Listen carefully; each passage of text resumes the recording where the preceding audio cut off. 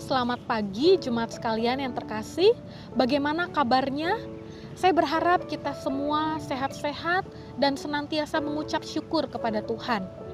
Jemaat yang terkasih, di dalam kenyataan hidup yang kita hadapi, tidak selalu kita menghadapi kenyataan yang menyenangkan. Ada kalanya kita bisa mengalami kekecewaan dalam hidup, kemarahan dalam hidup, keputusasaan, bahkan depresi dalam hidup. Apa yang harus kita lakukan jika kita mengalami kondisi tersebut? Mari kita buka bagian firman Tuhan dari Habakuk pasal 3 ayat 17 sampai 19. Sekalipun pohon ara tidak berbunga, sekalipun pohon anggur tidak berbuah, hasil pohon zaitun mengecewakan, sekalipun ladang-ladang tidak menghasilkan bahan makanan, kambing domba terhalau dari kurungan, dan tidak ada lembu sapi dalam kandang, namun aku akan bersorak-sorak di dalam Tuhan, beria-ria di dalam Allah yang menyelamatkan aku. Allah Tuhanku itu kekuatanku. Ia membuat kakiku seperti kaki rusa. Ia membiarkan aku berjejak di bukit-bukitku. Jemaat yang terkasih, Habakuk pada waktu itu mengalami suatu kekecewaan yang besar di dalam hidupnya.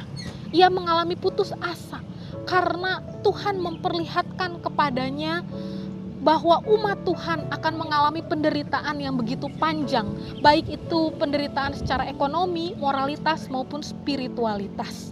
Melihat hal tersebut, Habakuk merasa suram sekali, buram sekali ke depannya.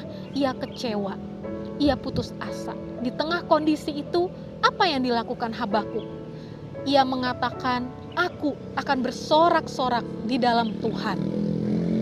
Maksudnya apa bersorak-sorak di dalam Tuhan? Apakah kita tertawa terbahak-bahak ketika kita sedang menderita? Bukan itu. Maksudnya adalah bahwa Tuhanlah satu-satunya alasan mengapa kita bersukacita. Karena sukacita di dalam Tuhan mengandung pengharapan yang tidak binasa. Apa saja pengharapan itu? Yang pertama adalah bahwa Tuhan beserta kita. Ia tidak meninggalkan kita. Ia merasakan apa yang kita rasakan. Ia mengerti penderitaan kita. Yang kedua adalah bahwa Tuhan senantiasa mengasihi kita. Ia tidak pernah berhenti untuk mengasihi kita di tengah kondisi sulit. Yang ketiga adalah bahwa Tuhan selalu baik sekalipun kondisi tidak selalu baik. Jemaat yang terkasih, itulah mengapa kita harus meletakkan sukacita kita di dalam Tuhan. Karena di dalam Tuhan ada pengharapan yang tidak akan binasa. Itulah yang menjadi kekuatan kita untuk menghadapi masa-masa sulit dalam hidup kita. Amin, kiranya Tuhan menolong kita dan menyertai kita semua.